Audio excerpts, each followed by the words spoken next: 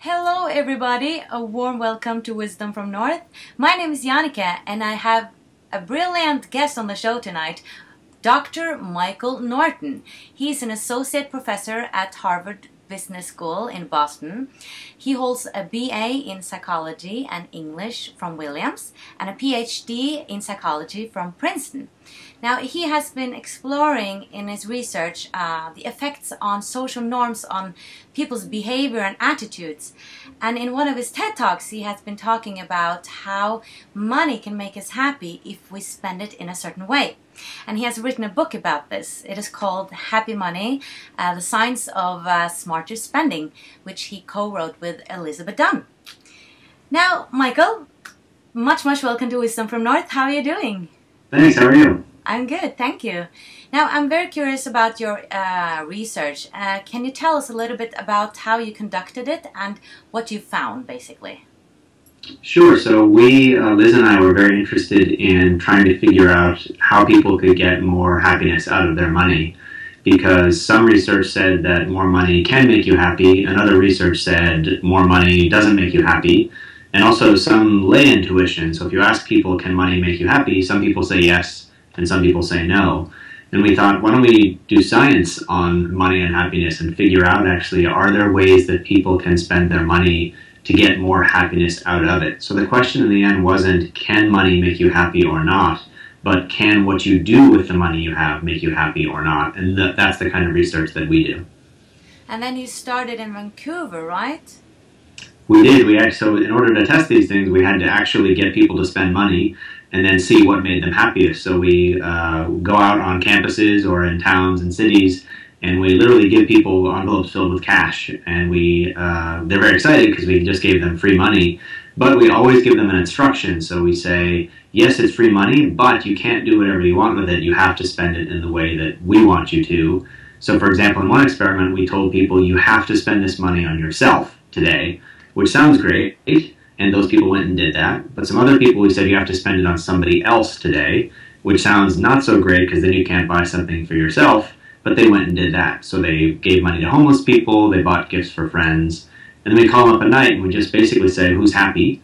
And it turns out that people who spend on themselves, they don't get less happy, so it's not bad to buy yourself stuff, but they don't get any happier. But the people who we gave money to spend on other people actually at the end of the day got happier, made them in a better place to give than to get for themselves.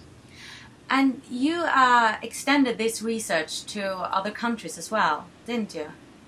We have. So I mean, one important limitation is the original studies were in Canada and in the United States, and it could be the case that, you know, in relatively affluent countries it feels good to give because your basic needs are already met. And we wondered if we went to much poorer countries, would we still see that people giving, even though that giving might come at the expense of taking care of their own needs, would giving still make them happier than spending on themselves? So for example, we ran a study in Uganda, which is of course a very poor country and different from Canada and the United States in many ways. And yet we see very similar effects that in countries like Uganda as well. We ran a study in India, in South Africa. Again and again, we see that giving to other people with your money makes you much happier than spending it on yourself.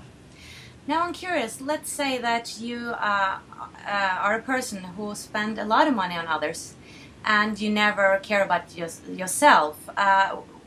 Wouldn't it, in order to have, give yourself the value and self-love, wouldn't then that one time that you bought the dress for yourself, wouldn't that make you happier than buying it for your girlfriend or boyfriend or whatever? It's a great question. I think it's hard to test, in part because we see very few people who actually spend most of their money on other people.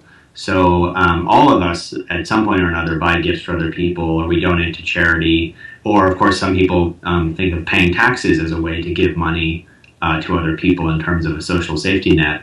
But we don't see a lot of people who spend so much of their money on themselves that we can see that they've spent too much on themselves and it would be good to spend on somebody else. Most people spend in our surveys between 5 and 10% of their money on somebody else. I think you're right, though, that if you are someone who spends all of your money on others, the one time you do spend on yourself, it would actually be better for you. We've done some research actually on giving time away. It turns out that for most people, giving time away to others instead of spending time on themselves, like getting a massage, makes them happier. There's one exception, which is working mothers, because working mothers are giving so much time already that giving more time doesn't make them any happier. In fact, what they need is really time for themselves. Right. So is there a difference if you spend the money on a homeless person or a poor person, or spend the money on, you know, somebody who has loads of money?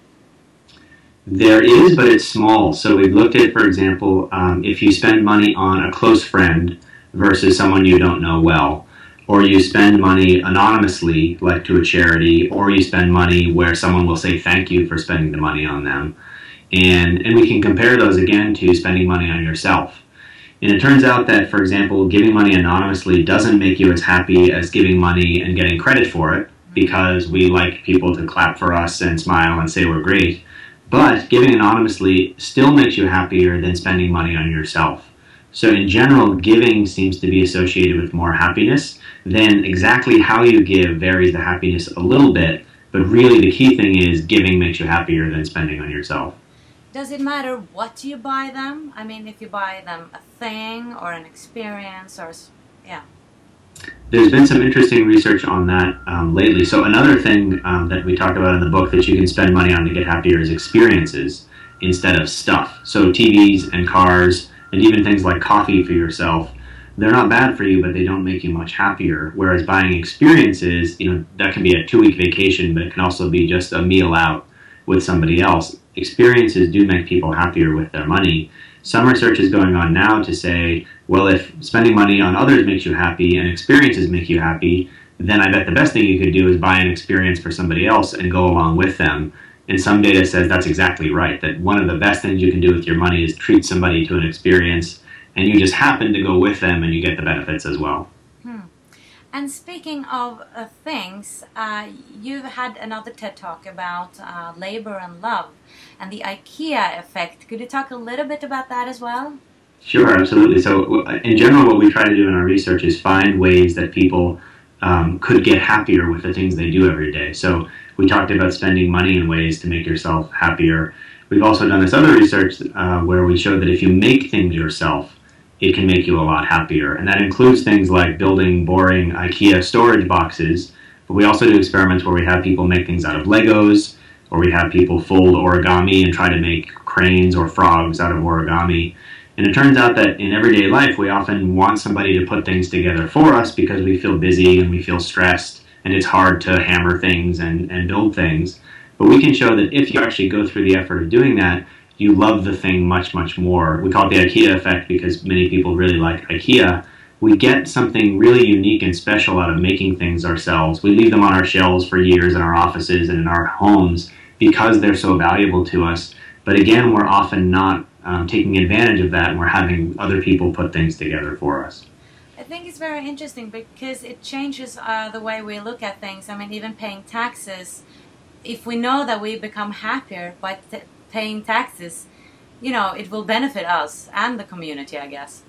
Yeah, that's right. We're trying to do some research now to get people to view taxes as more of a, at least in part, giving to other people as opposed to just the government stealing from you. Nobody anywhere in the world really likes taxes, but Americans in particular really hate their taxes, even though in fact our taxes are lower than in some other countries. But regardless, it often feels like the government's taking money from you and nothing good is coming of it. And we're really trying to encourage people to see, in fact, a lot of the good that government does with taxes and see exactly as you suggested if that makes them a little bit happier with paying them. Yeah. So what is your research, or what are you working with now that's coming out?